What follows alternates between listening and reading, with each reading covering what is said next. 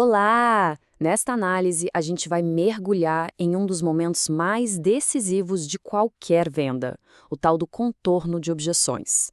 A proposta aqui é mudar completamente a perspectiva, sair, sabe, daquele ringue de boxe e entrar numa sala de diagnóstico. Vamos entender como isso funciona na prática. Para começar, a gente precisa quebrar um mito. A grande maioria das equipes de vendas é treinada para rebater, para responder a uma objeção como se fosse um ataque, sabe? Mas essa abordagem reativa, como a gente vai ver, costuma ser o caminho mais rápido para perder uma oportunidade. E tá aí a frase, a clássica, aquela que congela a sala e pode, assim, descarrilhar uma negociação inteira. E qual que é a reação instintiva? Justificar o preço, despejar uma lista de benefícios, armar a defesa, mas e se esse for exatamente o movimento errado? É bem aqui que a diferença fica clara. A tática comum, essa de rebater o argumento, transforma a conversa num duelo verbal que, no fim das contas, ninguém vence. Já a abordagem estratégica, que a gente vai detalhar, foca em investigar a verdadeira barreira por trás daquelas palavras. É a diferença fundamental entre discutir e diagnosticar. A ideia central desta análise é exatamente essa. É uma mudança de mentalidade mesmo. Sair de uma postura reativa para uma postura genuinamente investigativa. E é aqui que o jogo vira de verdade a favor de quem vende. Este é o ponto crucial. As primeiras palavras do cliente são, quase sempre, só um sintoma. Tentar responder de imediato é como um médico medicar com base no primeiro espirro, sem investigar a causa real da doença. É um verdadeiro tiro no escuro. No fundo, uma objeção é um sinal de que algo importante ainda não ficou claro. Pode ser risco, pode ser dúvida, pode ser falta de informação. Na prática, é quase um pedido de ajuda disfarçado, um alerta de que a pessoa não tem segurança suficiente para avançar. E quando se tenta convencer antes de entender de verdade o que está acontecendo?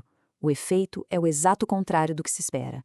A resistência do outro lado da mesa aumenta e a confiança, que é a moeda mais valiosa numa venda consultiva, começa a evaporar. Isso aqui resume o problema perfeitamente. Focar só nas palavras não está caro, é como ler uma única frase de um livro e achar que entendeu a história inteira.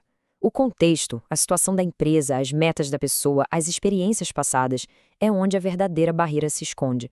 Certo, então uma vez entendida a filosofia, como colocar essa investigação em prática de um jeito estruturado? Existe um método simples e muito poderoso para guiar essa conversa.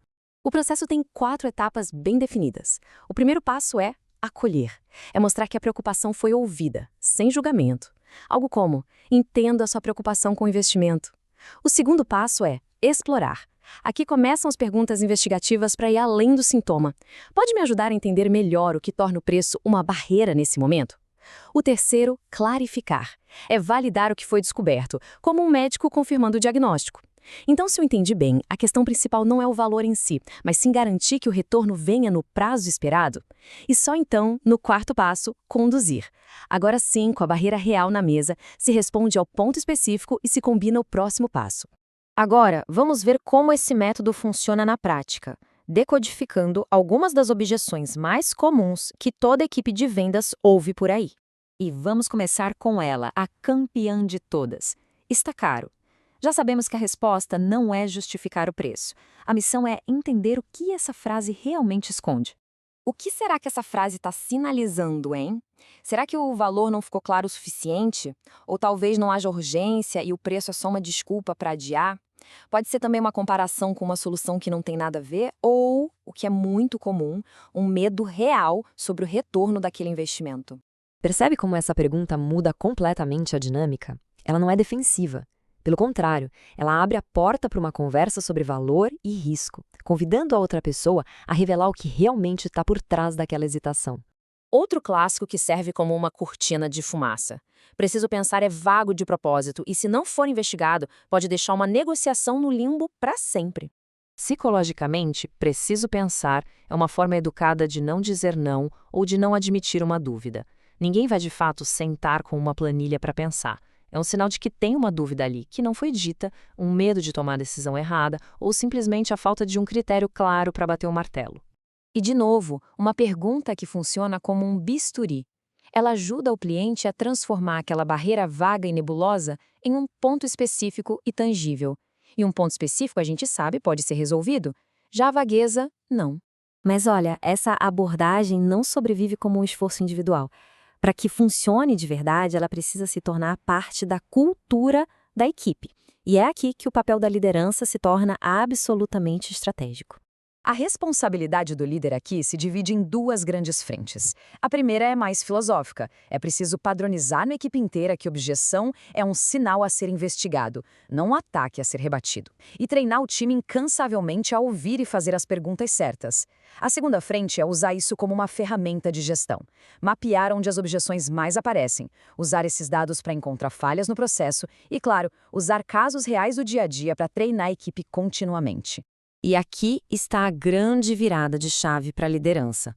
A pergunta deixa de ser reativa, focada em um único negócio, e passa a ser estratégica, focada no sistema como um todo. Se a mesmíssima objeção aparece toda semana, talvez o problema não seja o vendedor, talvez seja a qualificação, a demonstração ou a proposta de valor que precisam de um ajuste. E no final do dia, por que tudo isso importa? Porque essa abordagem não é só uma técnica de comunicação elegante. Ela tem um impacto direto e mensurável nos resultados do negócio. Pensa no efeito cascata. Quando a equipe investiga melhor e resolve a barreira real, o que acontece? A taxa de conversão sobe. Como menos negócios são perdidos por dúvidas que não foram esclarecidas, a taxa de fechamento melhora. E talvez o mais importante para a gestão, a previsibilidade da receita cresce, porque finalmente se entende de verdade por que os negócios avançam ou travam no funil. Para fechar, fica esta reflexão. Uma objeção não é o fim da conversa. É um convite para o diálogo mais importante da negociação. Aquele que revela exatamente o que é preciso para que uma boa decisão seja tomada. A questão é: a equipe está preparada para ouvir ou está apenas esperando a vez de falar?